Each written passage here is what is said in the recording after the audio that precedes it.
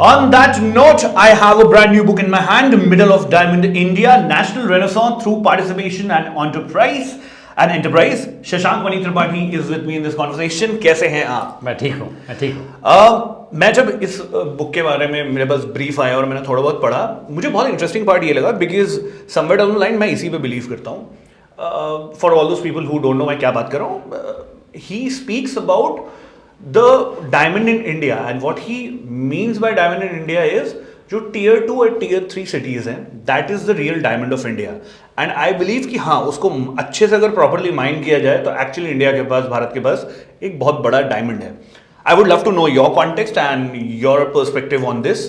Welcome to the podcast. Let's start. क्या सोचते हैं आप? Tier 2 और Tier 3 cities के पास ऐसा क्या चमत्कार है, ऐसा कौन सा magic wand है which can actually transform the economy, the entire India वैसे?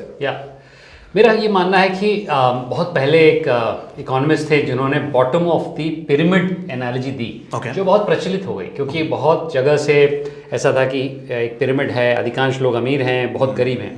लेकिन करीब 20 साल पहले मुझे ऐसा लगा कि ये परिस्थिति चेंज हो रही है. अधिकांश लोग न तो बहुत गरीब हैं, न तो बहुत अमीर हैं. तो कुछ लोग अमीर हैं, कुछ लोग गरीब हैं, लेकिन अधिकांश लोग जो मध्य भारत है, इसीलिए जो डायमंड वाली एनालॉजी इसके कवर पे भी है, इसमें अधिकांश लोग 80 करोड़ लोग न तो गरीब न तो अमीर हैं और इसमें बहुत प्रतिभा है. और उस प्रतिभा को कभी कभी हम लोग भूल जाते हैं. हम लोग समझते हैं कि प्रतिभा सिर्फ उनके पास है जो बड़े शहरों में है या जो अंग्रेजी अच्छी जानते हैं या इस प्रकार के, लेकिन मेहनती सिर्फ नीचे वाले हैं, या फिर यहाँ पर गवर्नमेंट का फोकस होता स्वाभाविक है क्योंकि वहाँ पर हम लोग को एक सेफ्टी नेट क्रिएट करना है. सही बात. जो अति पुअर है. लेकिन मध्य भारत पे भी उतनी चर्चा नहीं चली थी. तो मेरा ये मानना था 20 साल पहले, ये लगभग 16 साल पहले की बात है जब हमने जागृति यात्रा का गठन किया कि 3 भारत हैं, उसमें मध्य भारत पे ज़्यादा फोकस करना चाहिए. और जैसे आपने कहा कि Tier 2 Tier 3 जिले अधिकांश रूप से न तो बहुत गरीब है न बहुत अमीर है, और वहाँ पर आज की तारीख में हम लोग को अपने आप को केंद्रित करना पड़ेगा. ये नहीं कि Tier 4 और Tier 5 जो छोटे ज़िले हैं, मैं सिटीज़ तो नहीं कहूँगा, ज़िले कहूँगा. जैसे देवरिया है, ये जहाँ से मैं आता हूँ, वहाँ पर एक सिटी तो है देवरिया, लेकिन उसके आसपास का जो ग्रामीण परिवेश है उसके बारे में भी हमें चर्चा करनी पड़ेगी. डिस्ट्रिक्ट में 40 लाख लोग हैं, 4 million people, it's almost the size of Uruguay as a country. तो इस प्रकार से हम लोग को ये 240 जिले, और रोचक बात ये है कि 750 जिलों में सिर्फ 240 जिलों में, which is 33%, we have almost 60% of our population because is a big districts. तो अगर यहाँ फोकस करेंगे थ्रू द मीडियम ऑफ उद्यमिता, then the diamond will shine. That make sense. और स्पेशली जब आप देख रहे हैं कि गांव से या Tier 3 Tier 4 सिटीज से एक एक्सोडस हो रहा है मेट्रोज की ओर, और सर्टेनली अब स्केर्सिटी ऑफ लैंड एक बहुत बड़ा कंसर्न मेट्रोज में आ चुका है. मेट्रो सिटीज बढ़ते जा रहे हैं. पहले दिल्ली था, फिर नोएडा बना, ग्रेटर नोएडा बना, उसके बाद जेवर बनने को आ गया, और उसके बाद आई डोंट नो शायद दिल्ली मथुरा तक पहुंच जाएगा. वो बढ़ता जा रहा है. कभी ना कभी उसको कम करने की जरूरत आएगी, नहीं तो फिर गांव नहीं बचेंगे तो रीढ़ की हड्डी नहीं बचेगी, logically, right? How do we change that? How do we create a paradigm shift कि अब Tier 2 और Tier 3 सिटीज जो है उसको लेवरेज करें? देखिए, एक तो यह है कि ये इसकी शुरुआत हुई जब हम लोग ने ग्लोबलाइजेशन में अमेरिका को प्रतिनिधित्व करने के मौका दिया. तो उन्होंने कहा कि बड़े शहर हैं, सब ग्रामीण परिवेश को हटा दो, बड़े शहरों में क्योंकि वो इंडस्ट्रियल सोसाइटी बनी. हमारी सोसाइटी भी कुछ हद तक इंडस्ट्रियल है, लेकिन उसमें सर्विस सेक्टर का ज़्यादा प्रभाव है. और जैसा कि हमने कोविड में देखा, अगर सर्विस सेक्टर में डिजिटल का प्रयोग करें तो आपको एक बड़े शहर में आने की जरूरत नहीं. आप विकेंद्रित रूप में जयपुर में, जबलपुर में, जहाँ से आप आते हैं, गोरखपुर में, देवरिया में आप रह सकते हैं. तो मेरा ये मानना है कि जो जर्मनी का मॉडल है, विकेंद्रित मॉडल है, उसमें 10 सिटीज़ तो हैं, कोलोन है, फ्रैंकफर्ट है, बर्लिन है, लेकिन बर्लिन के अलावा बहुत बड़े शहर नहीं है. और उसी के साथ साथ उन शहरों के साथ ग्रामीण परिवेश जुड़े हुए हैं. कोई कार लेके आ जाता है फ्रैंकफर्ट में, वापस चला जाता है.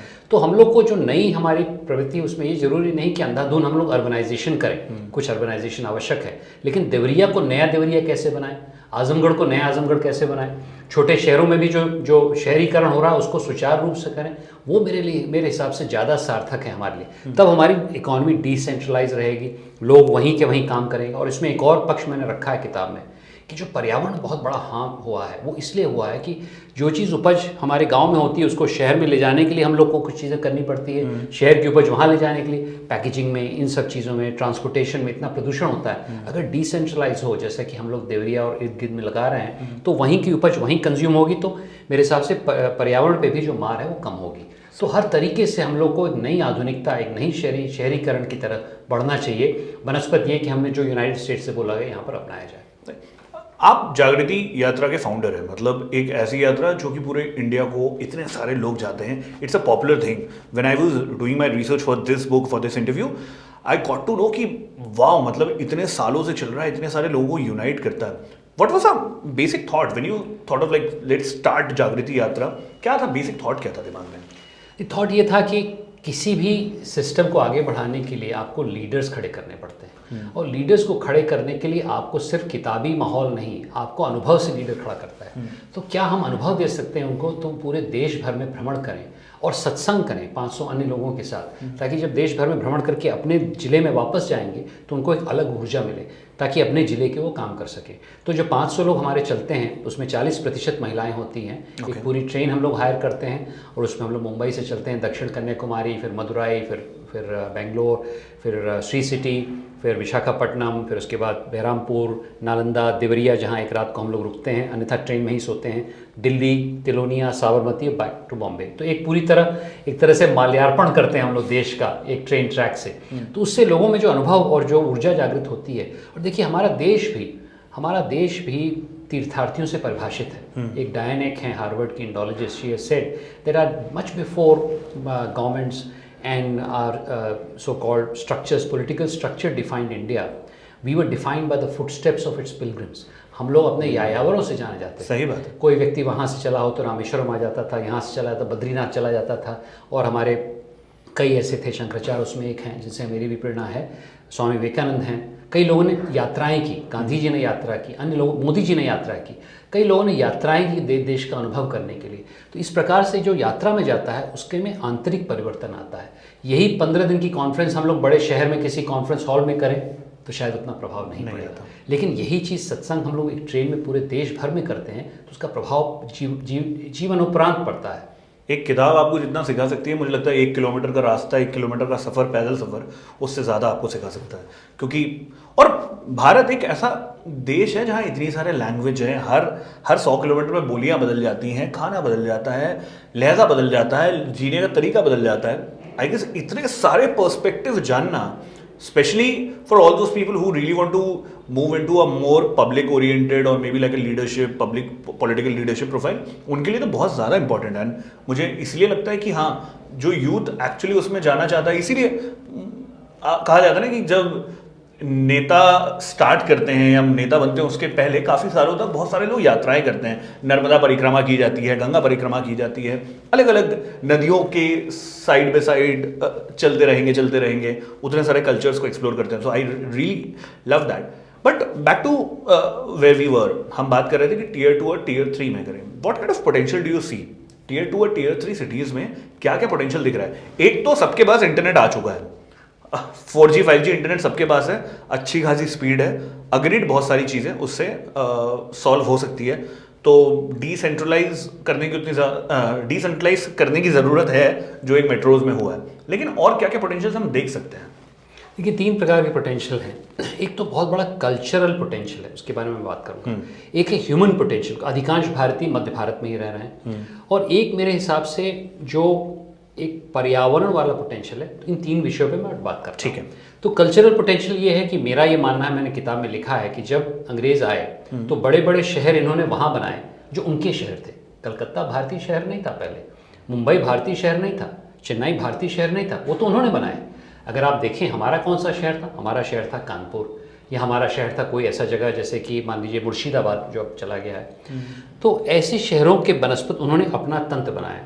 तो इसलिए हमारा कल्चर वेस्टर्नाइज होने लगा और स्वतंत्रता के बाद मूलभूत परिवर्तन हम नहीं ला पाए, क्योंकि वही इलीट जिन्होंने अंग्रेज़ों की सहायता करी थी 90 साल तक, 1857 के युद्ध के बाद इलीट्स ने हमारे भारत के लिए नहीं लड़ाई लड़ी थी, वो तो उनके साझेदार बन गए थे।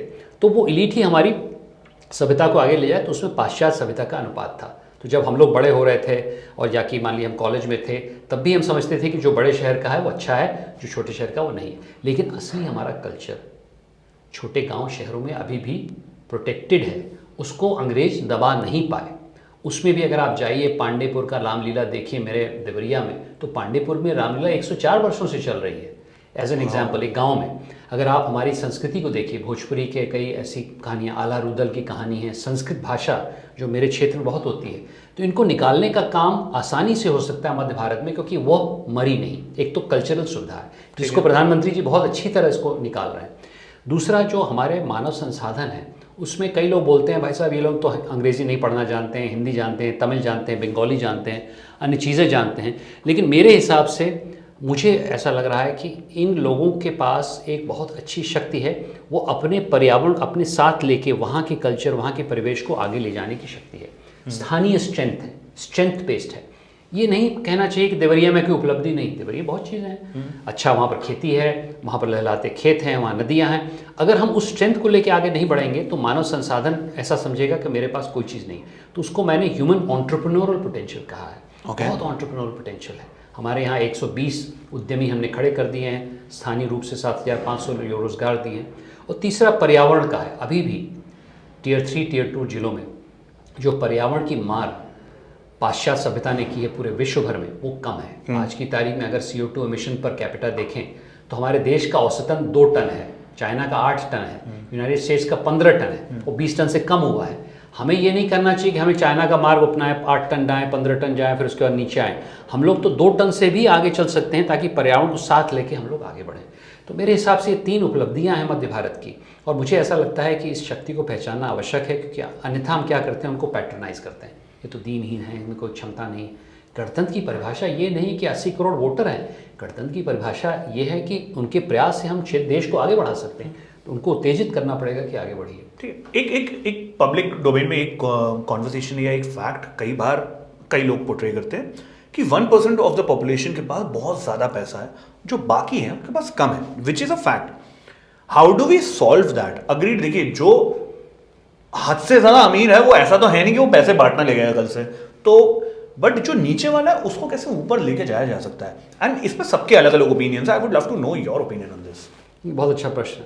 देखिए, एक मानसिकता है जो अधिकांश रूप से पाश्चात्य इंडस्ट्रियल सोसाइटी से आती है कि हम लोग ट्रिकल डाउन थ्योरी में बिलीव करते हैं कि कुछ लोग हैं जो समृद्ध हैं, जो इंडस्ट्रियल सोसाइटी बनाएंगे, वहाँ पैसा बनेगा, वहाँ की उपयोगिता बनेगी, और वहाँ से लोग हम लोग ट्रिकल डाउन करेंगे। इससे मैं सरासर असहमत हूँ। कुछ हद तक ट्रिकल डाउन की आवश्यकता है, ऐसा नहीं कि नहीं है, लेकिन अधिकांश रूप से हमें मध्य अप जाना चाहिए। हम लोग वहाँ के जो लोग हैं उनको रिस्पॉन्सिबिलिटी देनी है कि आप स्थानीय रोजगार, आप स्थानीय उद्यम खड़ा करें। इसके ऊपर इंस्टीट्यूशंस बनने पड़ेंगे। उसका एक उदाहरण देता हूँ। ठीक है, मैं IIT दिल्ली का छात्र रहा, मैंने 4 साल IIT दिल्ली में अपना वो किया, लेकिन मैंने कभी असली भारत को उस 4 साल में नहीं देखा। मैं अपने आप से मैं चला गया बाहर, जैसे मैं आप बता रहा था, मंडला गया था किसी कारणवश, लेकिन उस इंस्टीट्यूशन को बनाने में सोच ये थी कि हम बड़ी बड़ी कंपनियों में, बड़े बड़े शहरों में बड़े बड़े काम करेंगे। असली भारत के लिए हम क्या उपयोग करेंगे वो इंस्टीट्यूशन उतना नहीं, अब हो गया है, लेकिन उस समय नहीं था। इसीलिए हमारे अधिकांश इंजीनियर बाहर चले जाते हैं, क्योंकि यहाँ चुनौतियों का उन्होंने दिखा ही नहीं। हम तो उस समय यूनाइटेड स्टेट्स की प्रिपरेशन करते रहते थे। तो मेरा ये मानना है कि अगर उस मध्य भारत की उपलब्धियों को उजागर करना है तो वहाँ इंस्टीट्यूशंस बनाने पड़ेंगे, जो अधिकांश रूप से हमने पिछले कई सालों तक नहीं बनाए। अब आदरणीय मोदी जी यहाँ पर आए हैं तो उन्होंने उस भारत को उभारने की कोशिश कर रहे हैं और इंस्टीट्यूशन से बनाने की कोशिश कर रहे हैं, जिसमें मेरा जागृति उद्यम केंद्र बहुत एक प्रभावशाली किरदार निभाएगा। Okay, that makes sense. What is the message to all those people who are actually, I won't say stuck, but somewhere down the line जिनका पूरा जीवन Tier 2 और Tier 3 सिटीज़ में चलता है? बहुत बेरोजगारी एक एक्चुअल रियल मुद्दा है, बहुत सारे लोगों के पास रोजगार नहीं है। How do we solve that? क्योंकि जब तक वो सॉल्व नहीं होगा ये डायमंड इफेक्ट वर्क नहीं करेगा, राइट? क्योंकि उसी से वो एक बहुत बड़ा पोर्शन है। मैं नीचे वाले की बात नहीं कर रहा हूँ, बिकॉज वहाँ तो बेरोजगारी एक फंडामेंटली बहुत बड़ा इशू है, लेकिन जो बीच वाला, जो डायमंड के बीच वाला पोर्शन है जिसकी आप बात कर रहे हैं Tier 2 एंड Tier 3 सिटीज़ की, वहाँ पे भी बेरोजगारी टू अ एक्सटेंट एक इशू है। And how do we solve that? देखिए, बेरोज़गारी इसलिए है क्योंकि असली इकॉनमी वहाँ पहुँची नहीं है। अगर आप 1991 के भी रिफॉर्म्स करें, जो मैं बहुत सहमत हूँ, बहुत अच्छे रिफॉर्म्स थे, लेकिन उसमें भी अधिकांश बड़े शहरों में जो बड़ी बड़ी कंपनियां हैं उनको ही प्रोत्साहन दिया है। सही बात है। तो अगर हम उद्यमिता को धरातल पे देखिए, मैं समझता हूँ जो 40 करोड़ लोग अति गरीब हैं वो अभी उद्यमी नहीं बन सकते, उनको बेसिक सुविधाएं चाहिए, खाने के लिए, पीने के लिए, उठने बैठने के लिए। लेकिन जो 80 करोड़ लोग हैं उनको बेसिक सुविधाओं की जरूरत नहीं है, उससे आगे बढ़ गए, उनके पास रोटी कपड़ा मकान हो गया है। लेकिन यही पुरानी कहानी बार बार रिपीट होती जा रही है। उनको हम प्रोत्साहन करें कि वो वहाँ पर उद्यम लगाएं, डिसेंट्रलाइज उद्यमिता, ये मेरा मानना है। और इसका ये मतलब नहीं कि आप सिर्फ यूनिकॉर्न बनाएं, ठीक है, यूनिकॉर्न की भी आवश्यकता है, लेकिन मान लीजिए मैंने किताब में कहा है कि किसी स्विगी पिज्ज़ा को जल्दी डिलीवर करने में 30 सेकंड ज़्यादा डिलीवर करें, ये एक यूनिकॉर्न के लिए हो। लेकिन यहाँ तो मूलभूत समस्याएं हैं जिसके लिए बहुत उद्यमी खड़े हो सकते हैं, चाहे वो स्वास्थ्य की हो, चाहे वो एजुकेशन की हो, एक तरफ से सोशल सर्विस में, चाहे वो छोटे बड़े अचार की फैक्ट्री बनानी हो, चाहे निर्यात की हो। हमने मूंछ पे बहुत अच्छा काम किया है, संभावनाएं अनेक हैं, लेकिन हमारा दृष्टिकोण क्या है, या तो अति अमीर पे रहता है या तो अति गरीब पे। मध्य के लोग भूल गए। मेरी पुस्तक उसको रिमाइंड करती है कि असली भारत वहाँ है। क्या टाइप, किस टाइप के आप देख रहे हो कि फ्यूचर में इनोवेशंस आएंगे, मतलब कि इस जो एक बहुत बड़ा पोर्शन है सोसाइटी का, इसको सॉल्व करने के लिए, इसमें बहुत सारी प्रॉब्लम्स है ऑफ कोर्स, और उसको सॉल्व करने के लिए बहुत सारे स्टार्टअप्स आएंगे।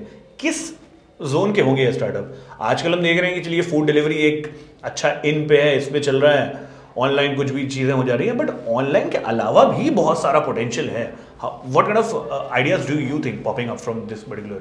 देखिए, ऑनलाइन और ई कॉमर्स महत्वपूर्ण है क्योंकि वो एक तरह से इकॉनमी को लिब्रिकेट कर रहा है, अन्य लोगों को चांस दे रहा है वो ताकि उसमें आए। मतलब जैसे मीशो है या और भी चीज़ें हैं, फ्लिपकार्ट भी बहुत अच्छा एग्जाम्पल है उसका।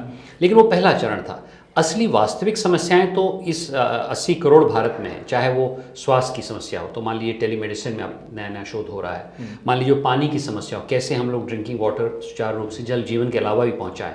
मान लीजिए वो एजुकेशन की समस्या है कि कैसे हम डिसेंट्रलाइज एजुकेशन करें, जिसमें कि हर जो आज की तारीख में सरकारी स्कूल है उसमें हम लोग डिजिटल काम निवेश करें। स्वास्थ्य की समस्या है, तो ऐसी समस्याओं के लिए हम लोग को हो सकता है यूनिकॉर्न बनाना पड़े, लेकिन यूनिकॉर्न के अलावा हर जिले में हम लोग कुछ काम कर सकते हैं जैसे इस समस्याओं को समाधान हो सकता है। हर व्यक्ति यूनिकॉर्न के लायक नहीं है, होना भी नहीं चाहिए। लेकिन एक व्यक्ति अगर मान लीजिए अचार की फैक्ट्री लगवा लेता है जिसमें 100 महिलाएं काम कर रही हैं, या हल्दी का पालन कर रहा है जैसे 200 लोग रुक रहे हैं, ऐसी अनेक ऐसी कंपनियां खड़ी हो जाएंगी पूरे देश भर में, तो एक तो एम्प्लॉयमेंट आएगा और स्थानीय रहेगा, और वो वेल्थ क्रिएशन का, जैसे आपने बोला ना, ऊपर और नीचे का जो एक विभाजन जो अमेरिका में होने लगा है, 1% owning a lot of the wealth, उसको हम लोग एक अलग तरीके से संभाल लेंगे कि डिस्ट्रीब्यूटेड वेल्थ क्रिएशन होगा। और डेमोक्रेसी में सिर्फ वोटिंग का ही पैटर्न ठीक नहीं होना चाहिए। अगर सामाजिक रूप से तनाव को हटाना है तो आर्थिक रूप से भी बहुत विभाजन नहीं होना चाहिए। सब लोगों को रखना चाहिए कि मैं समृद्ध हो सकता हूँ। सही बात है।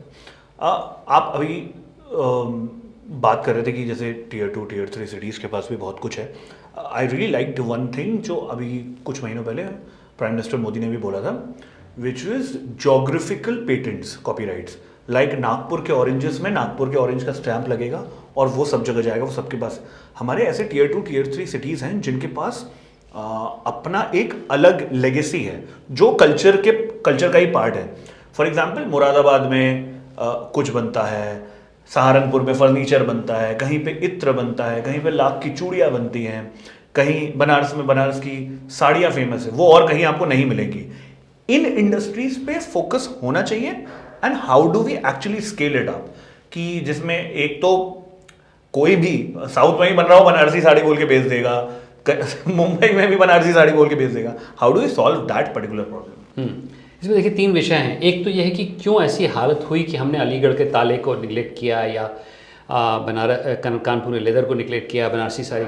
ये इसलिए हुआ क्योंकि करीब 200 साल तक एक औपनिवेशिक कॉलोनियल परितंत्र था जिसने इसको हटाने की कोशिश की। हमारे आर्टिजन्स, मुर्शिदाबाद का सिल्क बहुत प्रसिद्ध थे, मतलब यहाँ से तो चीज़ें वहाँ तक रोम तक जाती थी हमारे ज़माने में। सही बात। तो उसको हटाने के लिए बहुत परिश्रम किया गया ताकि मैनचेस्टर का जो मिल है उसके कपड़े यहाँ पर बेचे जा सकें। एक व्यक्ति ने कहा है, उसका नाम है Philip Massey, that while the inventions of Britain help the industrial revolution, but Plassey, जहाँ पर हम लोग ने हारे, was the midwife of the revolution. जब प्लासी हारे हम लोग, तब उनको इतना बड़ा मार्केट मिल गया ताकि गन की वजह से उन्होंने यहाँ पर मार्केट खोला।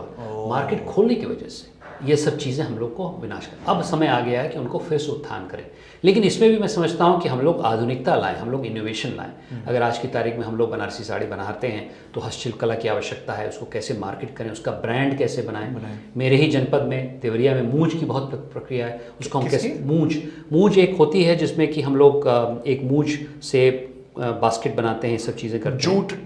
जूट टाइप का है मूंछ वैसे, बल्कि मैंने किताब भी मूंछ में ही बना के लोगों को गिफ्ट करना शुरू किया है। अच्छा, हाँ, इतना वो है, बड़ा अच्छा लगता है, मैं आपको भी भेजूंगा इसका भी। तो उसमें हम लोग कैसे वहाँ की जो उपलब्धियाँ हैं उसको हम लोग ब्रांड ठीक कर करें, उसमें डिज़ाइन अच्छा करें। तो मैं ये समझता हूँ कि इन सब चीज़ों में भी परिश्रम की ज़रूरत है, और परिश्रम एक व्यक्ति शशांक मणि या आपसे नहीं आ सकता, परिश्रम संस्थागत होना पड़ेगा, इसीलिए संस्था बनाई है। तो मेरी संस्था में भी मैंने एक अपैरल और हैंडीक्राफ्ट का सेंटर ऑफ एक्सेलेंस बनाया है, जहाँ पर हम लोग इसके ऊपर मतलब शोध कर रहे हैं। ओके, एंड क्या है ये सेंटर, बिकॉज मुझे अच्छा इंटरेस्टिंग है। हाँ, तो ऐसा किया है कि जैसे यात्रा तो एक बहुत प्रभावशाली एक नेशनल नेटवर्क बना है, 8,000 लोग। रोचक बात है कि इसके पीछे आप देखेंगे सब 8,000 लोगों का मैंने नाम रखा है। अरे बाप रे। और सब 8,000 लोगों की ये कहानियाँ इसमें हैं, और उसी के साथ साथ तो 1,000 गांव देवरिया और कुशीनगर के हैं, उसका भी मैंने नाम रखा है। तो मैं समझता हूँ कि ये सेंटर जो यात्रा से अन्य है कि देवरिया में बहुत विशाल का वटवृक्ष है, उसकी छाया 120 फुट की है, उसके बगल में 6 एकड़ का लैंड लिया है मेरे गांव में। 120 फुट की छाया है, एक पूरी फुटबॉल फील्ड के आधा, उतना तो नहीं, फुटबॉल के आधा। बाप रे। और उसी के बगल में, इसमें चित्र भी है उसका, उसके बगल में हमने 6 एकड़ की ज़मीन लेकर वहाँ पर एक उपकेंद्र बनाया है। वहाँ पर 3 चीज़ें होती हैं, इंस्पिरेशन होता है बरगद से, अन्य चीज़ों से, इंक्यूबेशन होता है जिसके बारे में मैंने बात करी, कंपनियाँ खड़ी करी हैं, और इनोवेशन होता है। तो इनोवेशन के तौर पर हम लोग ने 6 विषय को रखा है। महिला, उनको इनोवेशन की ज़रूरत है। डिजिटल, जिसमें जोहो ने इन्वेस्ट किया है। अपैरल हैंडीक्राफ्ट, जिसकी अभी चर्चा हुई है। एग्रो प्रोसेसिंग, स्वास्थ्य, और शहरीकरण। और शहरीकरण इस प्रकार का जो कि छोटे शहरों को कैसे बड़ा बनाए, ये नहीं कि मुंबई को शंघाई बनाना है, देवरिया को नया देवरिया कैसे बनाए, आजमगढ़ को नया आजमगढ़ कैसे बनाए, इस प्रकार का शहरीकरण जो कि प्रासंगिक हो, उस क्षेत्र के लिए हो। तो मैं समझता हूँ कि इस केंद्र से और इस संस्था से 10 जिलों का बीड़ा मैंने उठाया कि हम लोग 10 जिलों में जाके आगे काम करें। इसमें कई लोगों की मतलब एक तरह से मेरी सहायता है, और मैं समझता हूँ कि जो लोग इस प्रोग्राम को देख रहे हैं, आप लोग यात्रा में भी आइए, जागृतियात्रा.com में आप आवेदन दे सकते हैं, और मेरे गांव आइए जहाँ मैं रह रहा हूँ, जहाँ पर ये केंद्र है, विशालकाय वटवृक्ष है, एक दार्शनिक स्थल है। आप आएंगे, बहुत आपको ऊर्जा मिलेगी उस वटवृक्ष से। मैं दिन रात मुझे ऊर्जा मिलती है। मैं उससे करीब 1 किलोमीटर दूर अपने गांव में रहता हूं, गांव से थोड़ा बाहर है ये वटवृक्ष। उसी के बगल में एक बहुत अच्छा केंद्र है, उसमें हम लोगों ने करीब 20 करोड़ रुपए का एक पहला चरण बनाया। अभी हमें और कुछ पैसा मिला है, दूसरा चरण बन रहा है। वाह, क्या बात है। I really like the fact, मतलब इस पूरे कॉन्वर्सेशन का मुझे जो सार मिलता है, निष्कर्ष मिलता है कि देवरिया हो या जबलपुर हो, किसी को बम्बई नहीं बनना है, किसी को दिल्ली नहीं बनना है। उसको बस अपने आप से ही इनोवेशन निकाल के एक नया शहर, एक नया वर्जन 2.0 बनना है बेसिकली। मुझे नहीं लगता कि कोई भी अपने शहर की जो वाइब है उसको किल करके कोई बड़ा शहर बनना चाहता है। गांव हो, शहर हो, छोटा शहर हो, कुछ भी हो, कोई दूसरा नहीं बनना चाहता। वो अपने में ही बहुत खुश है, बस एक थोड़ा सा इवॉल्व वर्जन चाहता है। I guess on that note हमें इस पे मैं एक और चीज में कहूंगा। देखिए, परितंत्र बहुत इंपॉर्टेंट है, इकोसिस्टम। सही बात है। और लोगों को इकोसिस्टम नहीं मिलता देवरिया या जबलपुर में। तो यदि इकोसिस्टम मिलता है तो एक शब्द है टोपोफिलिया। टोपोफिलिया का मतलब है लव ऑफ प्लेस। आज की तारीख में देवरिया के व्यक्ति समझता है कि लखनऊ उसका प्लेस है, लखनऊ का समझता है मैं बॉम्बे जाना चाहता, बॉम्बे समझता है सिंगापुर। ये पाश्चात्य सभ्यता का प्रहार रहा है। उन्होंने हर समय कॉलोनाइजेशन में मैं बाहर जाके कुछ करूंगा। हमारी सभ्यता में हम बाहर तो जाते थे तीर्थ के लिए, वापस आते थे। तो मैं समझता हूँ अगर हमारा परितंत्र होगा तो कई लोग जो कि छोटे शहरों में फंस रहे हैं उनको एक इकोसिस्टम मिलेगा, सत्संग मिलेगा, तब उनको बाहर जाने की वो नहीं रहेगी। और टोपोफिलिया का मतलब है जब किसी जगह से आप प्यार करते हैं तब जाके उसके विकास के लिए आप सोच सकते हैं। तो मेरा ये मानना है कि हर दर्शक को सोचना चाहिए कि उसके प्यार की स्थान कौन सा है, वहाँ पर वो धूनी जमा के बैठा रहे। मैं तो प्रण लिया कि अगले 25 साल तक मैं देवरिया में उसी वटवृक्ष के आसपास के जो क्षेत्र हैं उसका विकास करूँगा। ऐसे ही मेरा ये मानना है कि हर व्यक्ति इस प्रकार की सोच रख सकता है कि पूरे देश बनाने का संकल्प न लेके अपना क्षेत्र बनाए। That make sense. On that note, बहुत बहुत शुक्रिया for talking to us. Thank you. And it was indeed a great conversation. I really loved the approach. I really love the fact that you spoke about the tier 2 and tier 3 cities, which actually form the backbone and a pretty big structure of the body that India is. बहुत बहुत शुक्रिया. And I am looking forward to reading this book. I haven't completed it, so I'll surely do that. Thank you very much. Thank you. Thank you. Thank you.